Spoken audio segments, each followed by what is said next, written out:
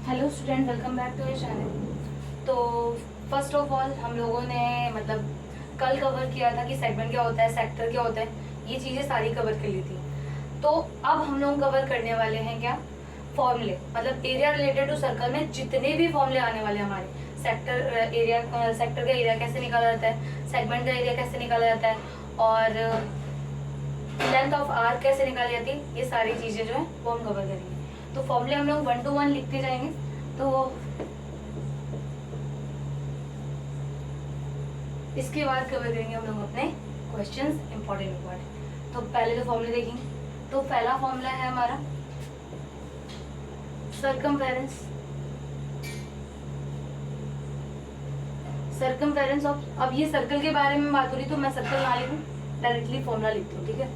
2πr, ये सरकमफेरेंस है। सेकेंड होने वाला है हमारा area of circle. Area of circle होगा क्या, πr²। अब यहाँ पे एरिया ऑफ सेमी सर्कल क्या होगा, तो सेमी सर्कल जो होता है वो सर्कल का क्या होता है, आधा पार्ट होता है। तो एरिया जो होगा वो क्या हो जाएगा, उसका आधा हो जाएगा। तो थर्ड होने वाला है एरिया ऑफ सेमी सर्कल। तो एरिया ऑफ सेमी सर्कल जो होगा 1/2 πr², ये हो जाएगा एरिया ऑफ सेमी सर्कल। और फिर ऐसे एरिया ऑफ क्वाड्रेंट क्या होता है। अब कोऑर्डिनेट ज्योमेट्री में क्वाड्रेंट्स आप जानते हो, तो वो जो क्वाड्रेंट होते हैं वो क्या होते हैं, ऐसे ये जो पार्ट होता है ये क्वाड्रेंट होता है। अब यहाँ पे ये पूरा अपना क्या बनता है, ये सर्कल बनता है। अब इस सर्कल का ये चौथाई पार्ट जो होता है ये क्या बोला जाता है, क्वाड्रेंट होगा।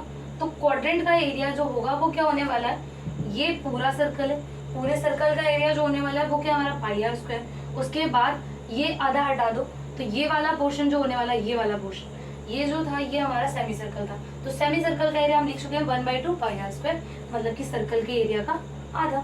अब ये जो होने वाला है ये फोर्थ पार्ट है सर्कल का, तो फोर्थ पार्ट है सर्कल का, तो एरिया ऑफ क्वाड्रेंट क्या होगा, इसे बोलते हैं क्वाड्रेंट। तो इसका एरिया क्या होने वाला है, ये एरिया होगा क्या, πr²। होल सर्कल का जो होल एरिया है उससे 4 से डिवाइड करेंगे तो हमारा क्या आएगा, एरिया ऑफ क्वाड्रेंट, ठीक है। अब ये एरिया ऑफ क्वाड्रेंट जो होने वाला है, इसके बाद इससे ज्यादा कुछ नहीं पूछेगा सर्कल में। बाकी अब देखो एक होती है रिंग। रिंग क्या होता है, रिंग देखो क्या होता है, ये बनाते हैं,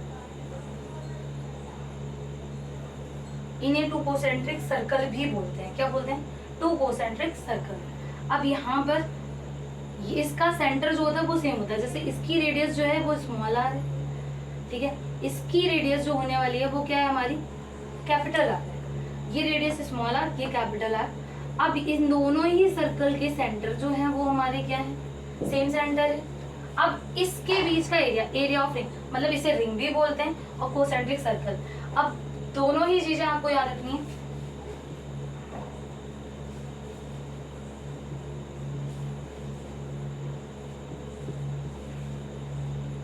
शॉर्ट में लिख लेगा, इसे क्या बोलते हैं, रिंग भी बोलते हैं, ठीक है। अब इसका एरिया फाइंड करना है, तो इस रिंग का एरिया जो होगा यहाँ पे ये वाला पोर्शन नहीं होने वाला है, यहाँ पर ये वाला portion.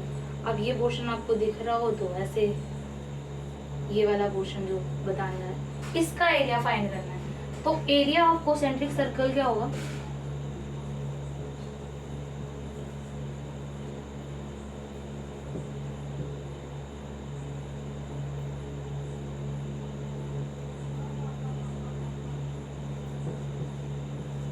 Area of concentric circle जो होगा वो क्या होगा हमारा, देखो स्मॉल सर्कल का एरिया होने वाला है क्या, πr²। कैपिटल सर्कल का एरिया होने वाला है क्या, πr², मतलब कि कैपिटल r²।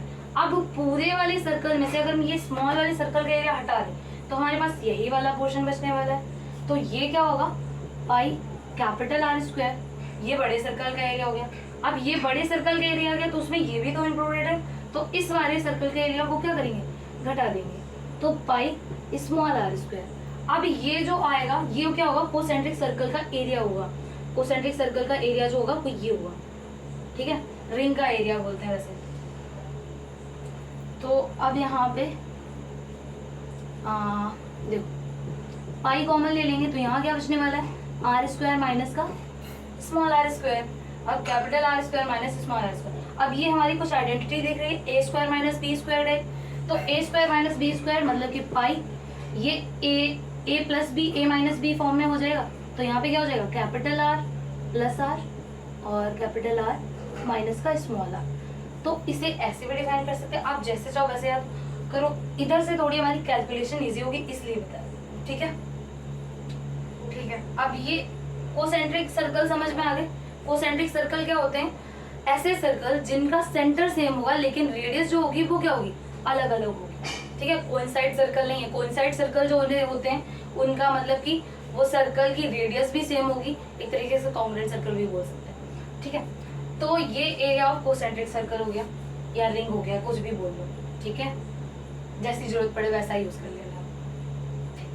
तो अब हम लोग पढ़ेंगे